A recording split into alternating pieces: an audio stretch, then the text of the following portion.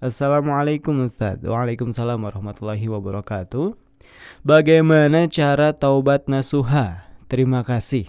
Wah, ini pertanyaan yang simple gitu ya. Tapi insya Allah sangat penting untuk kita semua. Terkait jawabannya, silakan Ustadz, bagaimana cara taubat nasuha?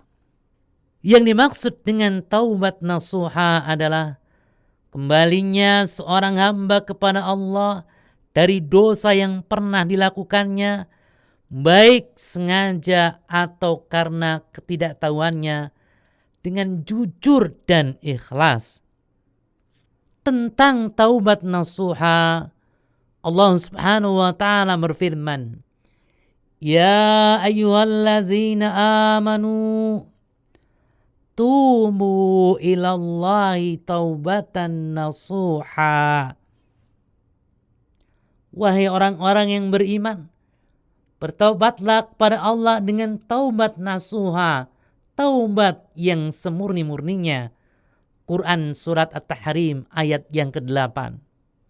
Agar taubat disebut nasuha dan bisa diterima di sisi Allah Subhanahu wa taala, ada beberapa syarat yang harus dipenuhinya. Yang pertama, ikhlas.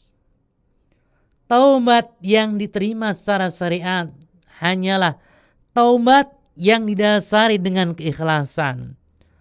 Taubat karena ria atau tujuan duniawi tidak dikatakan sebagai taubat syar'i. Kedua, mengakui dosanya. Taubat tidak sah kecuali setelah mengetahui perbuatan dosa tersebut dan mengakui kesalahannya di hadapan Allah Subhanahu wa taala serta berharap selamat dari akibat buruk perbuatan tersebut. Ketiga, penuh penyesalan. Taubat hanya bisa diterima dengan disertai penyesalannya yang mendalam. Keempat, meninggalkan kemaksiatan dan mengembalikan hak-hak kepada pemiliknya. Orang yang bertaubat wajib meninggalkan kemaksiatannya dan mengembalikan setiap hak kepada pemiliknya jika berupa harta atau yang sejenisnya. Kalau berupa tuduhan fitnah atau yang sejenisnya, maka dengan cara meminta maaf. Apabila berupa ghibah, yakni mengunjing, maka dengan cara memohon dihalalkan atau dimaafkan selama permohonan tersebut tidak menimbulkan pengaruh buruk yang lain.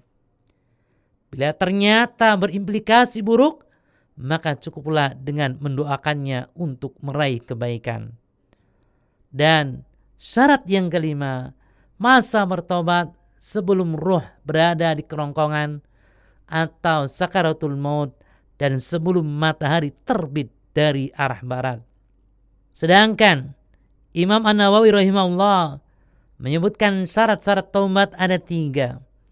Pertama, penyesalan dari dalam hati yang sedalam-dalamnya.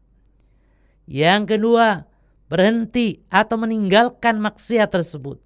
Dan syarat yang ketiga, bertekad bulat untuk tidak mengulangi dosa tersebut di kemudian hari.